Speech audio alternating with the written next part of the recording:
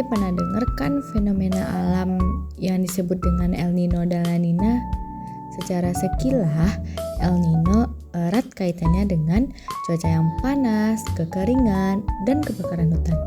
Sedangkan La Nina erat kaitannya dengan hujan lebat, angin kencang, serta bencana tanah longsor dan banjir bandang. Tapi apa sih penyebab El Nino dan La Nina? Dan kenapa kedua fenomena ini datang bergantian satu sama lain? Nah, yuk kita lihat video sebelah ini.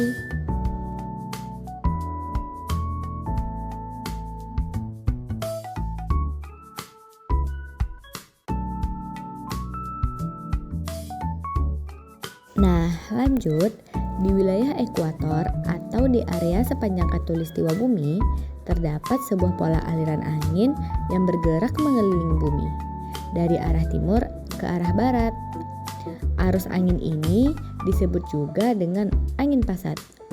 Tidak hanya mengelilingi bumi dan mengirim angin sepoi-sepoi ke daratan, tapi angin pasat juga menjadi salah satu pergerakan angin laut.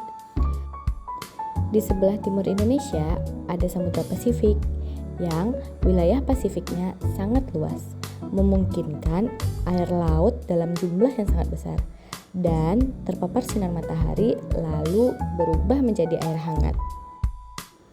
Air laut yang hangat ini memiliki tingkat penguapan yang lebih tinggi dari air laut yang dingin, dan uap air itu membentuk gumpalan awan hujan yang kemudian jatuh di wilayah Indonesia setelah didorong oleh angin pasat.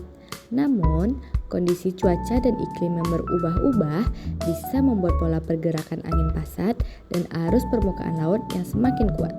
Akibatnya yaitu ada lebih banyak air laut hangat yang berpindah ke wilayah Indonesia. Hal ini memicu peningkatan curah hujan yang bisa bertahan selama beberapa bulan dan juga bisa menyebabkan terjadinya berbagai bencana alam seperti tanah longsor dan banjir bandang. Nah, fenomena inilah yang kita sebut dengan La Nina.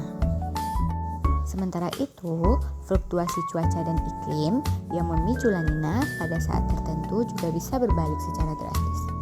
Siklus angin pasat yang biasanya bisa menggerakkan air laut ke arah barat menjadi lebih lemah, dan di waktu tertentu anginnya bisa berbalik arah. Kondisi ini menyebabkan air laut hangat bergerak ke arah timur menuju benua Amerika. Karena air laut hangat ada di permukaan bergerak ke arah timur, lalu air laut dingin dari pedalaman Pasifik akan bergerak naik, menggantikan posisi air hangat yang sudah bergerak menuju benua Amerika.